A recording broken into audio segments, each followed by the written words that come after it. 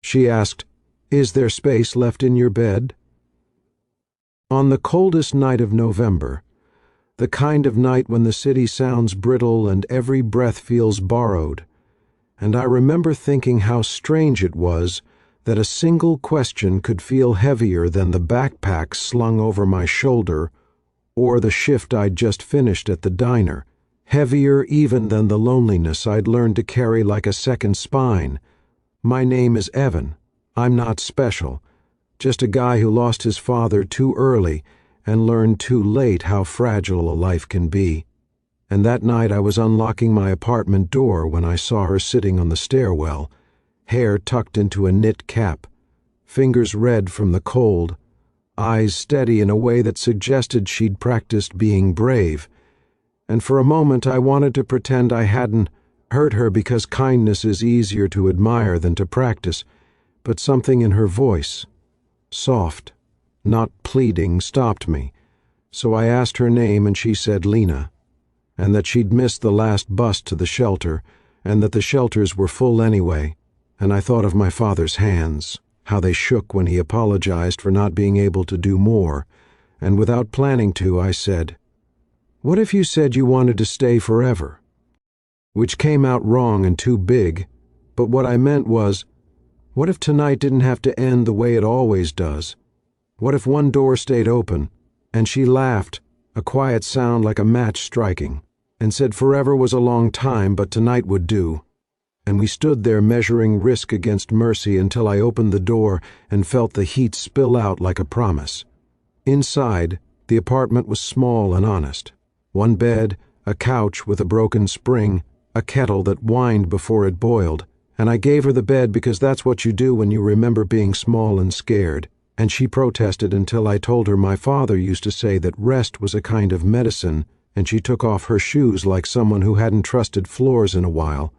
And when I handed her a mug of tea, our fingers touched and she said thank you the way people do when they don't expect yes, and that's when the night turned, not with thunder but with stories, because compassion doesn't always roar, sometimes it listens. And she told me about a job she lost when the plant closed, about a sister in Ohio she hadn't spoken to since pride got in the way, about a sketchbook she kept in her bag because drawing made the world make sense again, and I told her about the diner and my father and the way grief teaches you to ration hope, and somewhere between the kettle clicking off and the city sighing outside,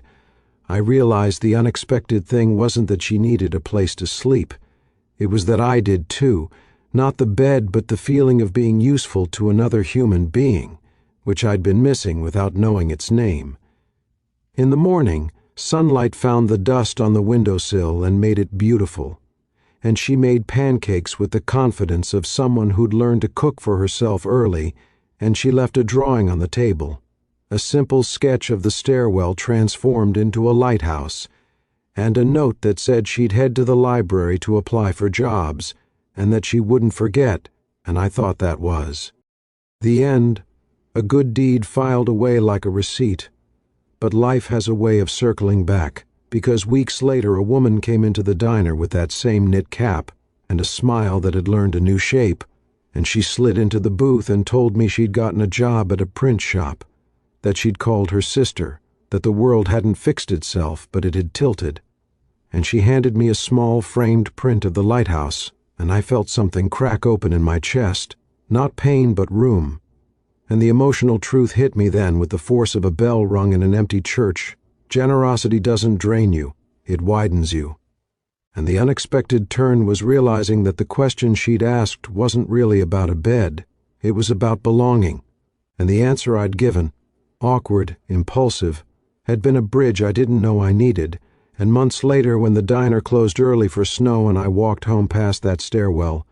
I saw someone else sitting there, and I stopped, not because I'm a hero, but because I'd learned the cost of walking past, and I asked their name, and the city didn't change, but we did, a little, and that's how it works. One night, one question, one yes that echoes forward, and if you're listening for a message to carry home, let it be this: there is always space left, not just in beds or rooms, but in the human heart. And when you make room for someone else, you don't lose yourself. You find the part of you that was waiting to stay forever.